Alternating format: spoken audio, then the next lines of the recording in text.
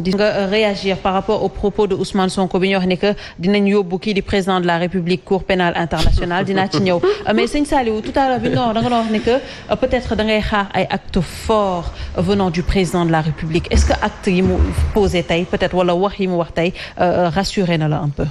waaw bala may tontu ci loolu mais moom ñaar rectificatif rek honorable bon tout à l'heure vous avez dit que le président c'est le père de la nation le président ce n'est pas le père de la nation c'est le président de la République du Sénégal. L'ère des pères de la nation c'est depuis dans les années. non nga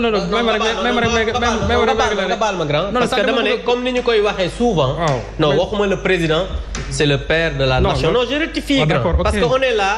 waaw non parce que ñun ñaar dañoo bëgguma nga wax ma lu ma waxul. d'accord kon baax na. bul ma waxal lu ma waxul naa la rectifier après naa rectifier. je voulais dire simplement que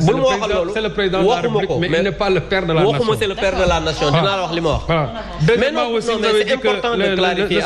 vous avez dit que le Sénégal c'est un pays à revenu intermédiaire. Le Sénégal c'est toujours un pays pauvre. On n'est pas encore sorti de la pauvreté. 23e pays. En tout cas ci classement pauvreté on est 23e donc le Sénégal n'est pas encore un pays vraiment à revenu intermédiaire bu loolu weesoo actes yi moo wax ne président waroon na ko mën poser xam nga le président il a parlé simplement sur l'angle économique mais les réponses politiques qu'on attendait parce que la toile de fond aussi il y a une réponse politique que le président devait amener par rapport aux revendications de ces gens-là soo xoolee maître wax na ko léegi dans les pancartes ak yi xale yi yoroon dafa lu ci bëri da ci nekk da ngay gis ak ñu naan no more Macky free c'est-à-dire troisième mandat bi te loolu pancarte yi ko yor dafa bëri c'est-à-dire que ils ont toujours à l'esprit que le président doit faire encore un troisième mandat le problème des libertés les gosses les ont posés le problème de Ousmane Sonko les une justice indépendante on a posé ça c'est-à-dire c'est un ensemble de revendications yoo xam ne xale yi dañ ko teg sur la table. Il a demandé des réponses politiques. Non quand le président a parlé il a dit que je vous comprends. Mais il dit qu'il n'a fait que comprendre c'est-à-dire le problème économique auquel ces jeunes-là sont confrontés. Or ça dépasse le cadre économique te même problème économique yooyu aujourd'hui il a dit qu'il va faire une réorientation budgétaire ci li nga xamante ne moo fi jotoon am mais. Le problème qui se pose, c'est que ça marque quoi? Ça marque l'échec. Mais Sëñ Saliou, quand on parlait de ras-le-bol général, est-ce que tamit c'est pas un peu lié à cette question économique? Non, bien sûr, Néné. Mais d'abord, la question n'est pas essentiellement économique. C'est-à-dire ici, il y a un ensemble de revendications composites. C'est-à-dire ci li xale yi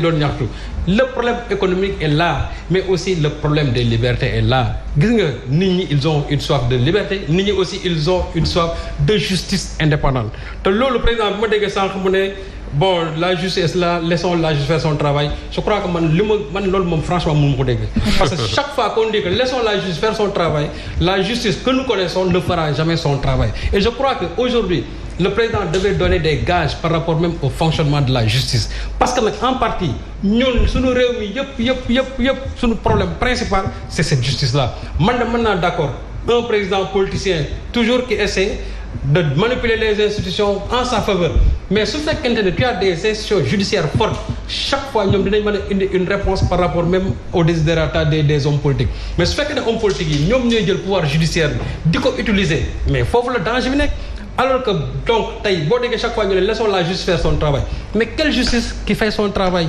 cette justice là à géométrie variable kooku loolu c'est pas la réponse politique depuis 2012 jusqu'à aujourd'hui quel est le seul acte boo xam ne justice bi teg na ko Sénégalais yi rafetlu ko en tout cas barewul donc je crois que loolu aussi les Sénégalais attendaient des réponses par rapport à ça le problème bi ma doon souligner sànq le problème politique ma doon wax on nous a parlé bon honorable en off m'a dit que principalement c'est l'opposition aujourd'hui mais il faut se dire que franchement ce qui s'est passé dans ce qu'on appelle un dialogue politique ça n'a jamais été un dialogue politique ça a été un deal politique te loolu j'ai dit que c'est avec les gens du pouvoir ils ont tout fait aujourd'hui pour retarder l'échéance tout simplement des locales te loolu nag Sénégal bi ko nag xamul tax parce que ñett toogoon ci dialogue politique bi ñooñu ils ne représentent pas le Sénégal c'est-à-dire ils ne représentent pas le Sénégal représenté muñu ko parce que ña fa toogoon ñu ci bëri la leen fa bàyyi c'est des ñoo xam ne c'est des ñu ci bëri seen yenn parti yi presque mën naa ne amuñu ay nit donc ñooñu nan lañ mën a taxawee wax au nom tout simplement du peuple mënul nekk te parti bi du moins le parti au pouvoir. mais presque tous les partis politiques étaient représentés au sein mais xam nga dafa am loo xam ne principe sacré c'est-à-dire gis nga calendrier électoral dañ ko war di respecter gis nga Côte d'Ivoire bii. boobu ba léegi ñi ngi nii di doxal seen élection yaa ngi nii waxuñu waxu mbas waxuñu waxu absolument rien. fii comment se fait-il que depuis 2019 jusqu'à aujourd'hui on ne parvient pas à organiser les élections locales malaise boobu nag ci boppam ce malaise cette malaise là démocratique là loolu actuellement li indi tey problème yii loolu c'est une bonne partie ci li nga xamante ne moo tax xale yi tey di yëngatu moo tax ma ne président bi su ko bëggee jël tout simplement sous l'angle économique c'est vrai am na ci une bonne partie mais nag na jàpp ne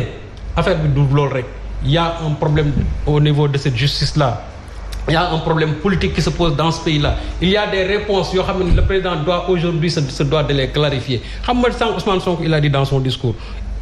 Aujourd'hui le président ne doit plus s'adresser aux Sénégalais en parlant du troisième mandat ni oui ni non. Le problème qui se pose mooy constitutionnellement c'est un président qui n'a pas droit à un troisième mandat. Bu fekkee ne coow li dafa jóg na wax Sénégalais yi carrément que man je ne suis pas candidat à une élection présidentielle. loolu mooy wax bi tey. mais dès l'instant qu'il maintient le flou loolu aussi ça c'est quand même source de violence. moo tax nit ñi ci seen pancarte yi ils ont écrit ça parmi les doléances et le président se devait d'apporter une réponse politique. par rapport à cette doléance là populaire. Est-ce que vous partagez l'avis de Serigne Saliou buy wax ne que il fallait peut-être instant bi on avait besoin également de réponses politiques. oui foofu lañ ko doon gën a xaar parce que bu xaaree ba tey c'est-à-dire presque juróom-ñeenti at après. dañu wax ay promesses laaj buy samp moom mooy depuis lors lan la doon def gis nañ fi mbirum immigration bi lu toy nii 400 personnes génn àdduna dégguñu ko daanaka mu jàpp cellam ñu ñaawlu ko donc bu ñëwee tey dama jàpp ni mbir mi ne weer bi passé ñu ngi fi woon ñuy wax ci mbirum opposition ne la jàppal ni am na benn opposition bu dee am na opposition bu juddu et que lu ñu doon nangu Sénégal ci temps yi passé dootu fi am je pense que tey président posture bu mu nekk moom mooy askan wi waxuma ne méritu kenn la askan bi ci boppam wane nañ ne ñoom ñooy doole ji ñoo yor doole ji en 4 jours am nañ ay résultats yi nga xam ne dialogue national yeggu fa mooy lan président delloo si xelam xam ni dëkk bi ñun ñëpp ñoo ko bokk kenn ëpp fi baat kenn ëpp fi juddu kenn dañu ko wóolu woon rek jox ko loolu nag day yóbbu ci beneen laaj ñu ngi wax mbirum troisième mandat mais jàpp naa ne ñeenti fan yi passé nee na comprendre na message bi donc maa ngi njort ne comprendre na ko bu baax parce que lii avertissement la que moom ñetteelu mandat moom na ko génnee xelam benn ñaareel bi pour dellu si ci sànq li ngeen doon wax ci débat bi parce que laaj bu am solo la woon mbirum couvre-feu bi certes l'honorable député il a raison bu waxee ne mbir mi day yombalal sénégalais yi seen dundit ak seen i tolof-tolof yi nga xam ne moom la ñu xam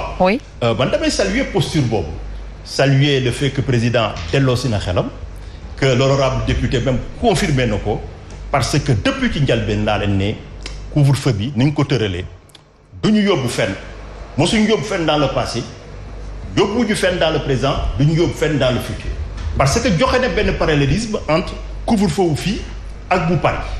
mais lu amul fii moom mooy foofu nit ñi naxas tëjuñu seen économie maanaam couvre-feu bu amee boo demee liggéeyi wala nga am leneen da ngay def sa benn attestation ci sa téléphone portable rek continuer def say déplacement mooy attestation de déplacement effectivement tëj lépp maanaam yow mii di liggéey à partir de 15 heures 16 heures sa xel day commencer jaxasoo nan ngay ñibbee moo tax ma ne dañu jàpp sénégalais yi teg leen tiis parce que sénégalais yi sonnoon nañu daa meloon ne yërëmuñu sénégalais yi léegi nag bu yàlla defee ñuy dox ba li am peut-être mën nañ jàpp ni à quelque chose malheur est bon et que désormais effectivement danañ comprendre ñaari mbir que rien ne sera plus comme avant benn ci mbirum liberté yi comme nuñ ko waxee sénégalais yi comme dans le passé continueront à exiger ñu respecter seen liberté de manifestation pacifique wax na ko am na état d'urgence sanitaire teg nañ loi bi mais tey laaj buy samp moom mooy est-ce que ñeenti fan yi mën nañ wax ne distanciation sociale am na mbirum port obligatoire ci basque yi bu masque yi dans la place publique ou dans la rue dañ ko teg fële finalement ñoom ci seen bopp ci seen politique créer nañ ay conditions yi nga xam ne dafa favorable dafa ruiner effort yi ak sacrifice yi nga xam ne defoon nañ ko mais dafa créer beneen forme menace parce que après manifestation politique yi kenn xamul mbas mi nan lay évoluer ci dëkk bi moo tax lépp de part et d'autre est-ce que la responsabilité n'est pas partagée donc loolu yëpp booy jàngat bi benn la moom mooy jaay doole baaxul. benn. oui. ñaar mooy booy jiite da ngay tëddee njaxanaay. moom mooy lan moom mooy ngay déglu ñaar bañ a déglu sa camp kese ñetteel bi moom mooy aussi que tey bu ñu dundee violence politique ay way manifester wàcc c'est parce que pendant 9 ans sénégalais yi dañu dund violence d'état bu metti Ousmane Sonko wax na ko sànq moom mooy dernière victime bi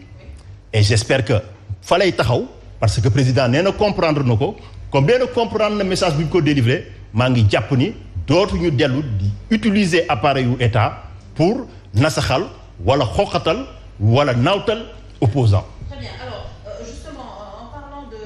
droits humains,